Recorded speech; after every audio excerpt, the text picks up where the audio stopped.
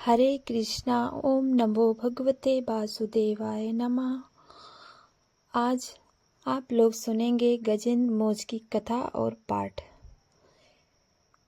इस कथा को सुनकर भक्तों ने अपने कष्टों और कर्जों से मुक्ति पाई है।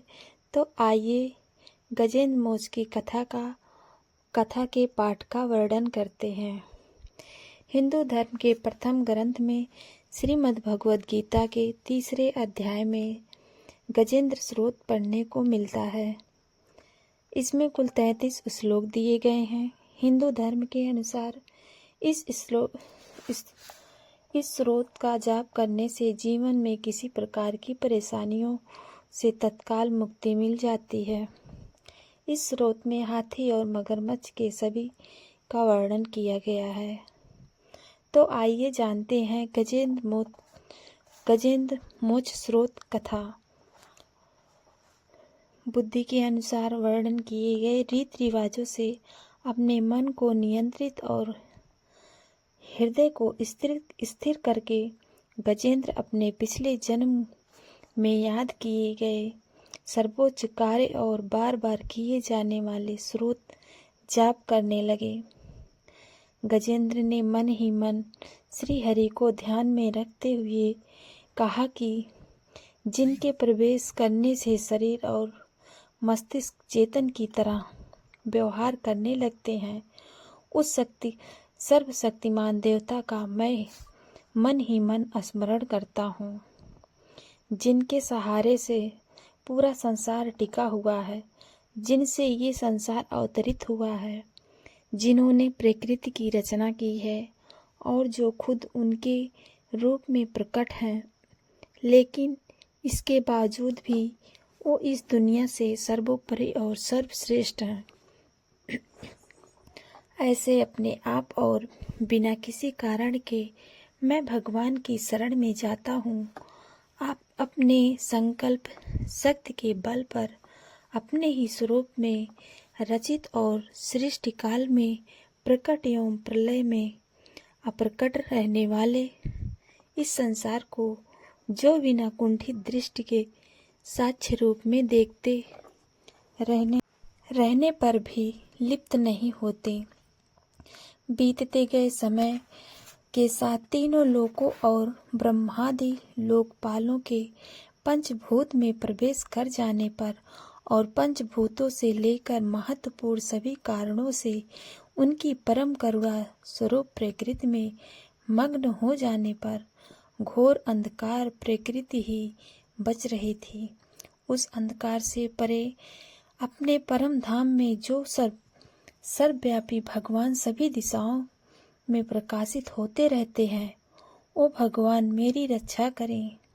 जिस प्रकार वास्तविक रूप को साधारण लोग नहीं पहचान पाते, उसी तरह से सत्य प्रधान देवता और महर्षि भी उनके स्वरूप को नहीं जान पाते। वह जो निर्गुण रूपों में छिपी हुई ज्ञान रूपी अग्नि है, वैसे गुणों में हलचल होने पर जिनके मन मस्तिष्क में संसार को रचने में वृत्ति उत्पन्न हो उठती है, ऐसे भगवान को मेरा नमस्कार हो। इस प्रकार मोक्ष के लिए लालायित संसार के रचयिता स्वयं संसार के रूप में प्रकट, लेकिन संसार से परे हैं। संसार में आत्म रूप से व्याप्त श्री हरि का केवल स्मरण करता हूँ और उनकी शरण में जाता हूँ। श्री सुखदेव जी कहते हैं, वह जिसने पूर्व प्रकार से भगवान के भेद रहित सभी निराकार रूप का वर्णन किया था, उस गजराज के करीब जब ब्रह्मा जी साथ में अन्य कोई देवता नहीं आए और अपने विभिन्न प्रकार के विशेष विग्रहों को ही अपना रूप मानते हैं, ऐसे में साक्षात विष्णु जी जो सभी के आत्मा होने के कारण सभी देवताओं के रूप में प्रकट हुए।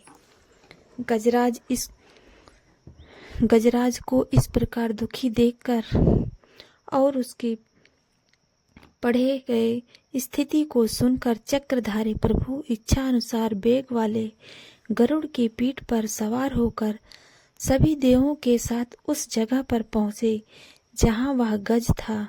सरोवर के अंदर महाबली मगरमच्छ द्वारा जकड़े और दुखी उस हाथी ने आसमान में गरुड़ की पीठ पर बैठे और हाथों में चक्र लिए भगवान विष्णु को आते हुए जब देखा तो वह अपनी सूंड में पहले से ही उनकी पूजा के लिए कमल के फूल को श्री हरि पर बरसाते हुए कहने लगा, सर्व पूज्य भगवान श्री हरि, आपको मेरा प्रणाम।